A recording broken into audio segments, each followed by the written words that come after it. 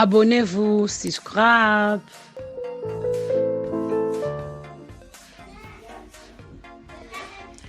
Hello, Merry Christmas to everyone. Bonjour, Bandeko. Christmas.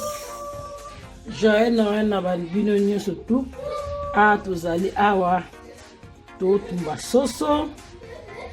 Totumba mipandi na ola sabino recette mipandi ekota. This chicken, this lamb, this one. Oh, tab, bring a tab. This lamb, this ribs. Recette oya mipandi na osali ekota kalaminte. Mais au exemple na biloko to sala Christmas na biloko be osa Christmas ba recette mususu ekokota kalate to sala ba recette mususu ezokota kalate video ezali ndenge Christmas eleka après wana video ekota kalamite ya recette o tuzana ngo ya nini recette oyo ya mipandi ya kutumbizo kota. Donc tout ça va recette belé toujours côté bon partager bon il manque quoi yo bon c'est ça aussi tout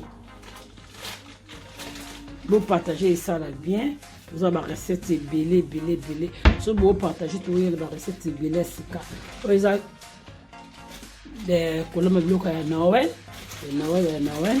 this for Christmas party food. And then I have many things to do, you know. And I'll be back. Merry Christmas, Happy New Year. Joyeux Noël, bonne année. Labino.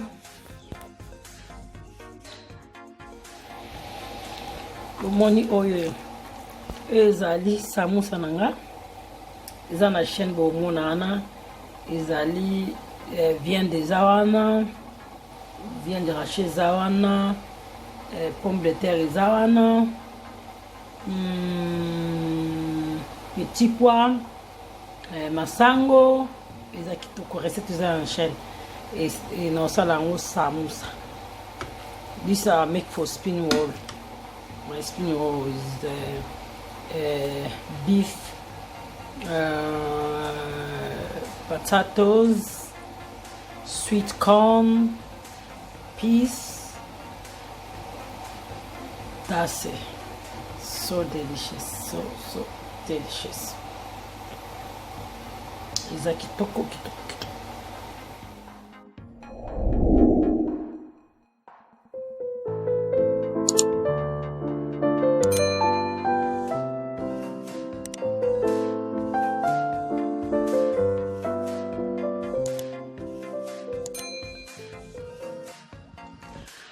Abonnez-vous, subscribe.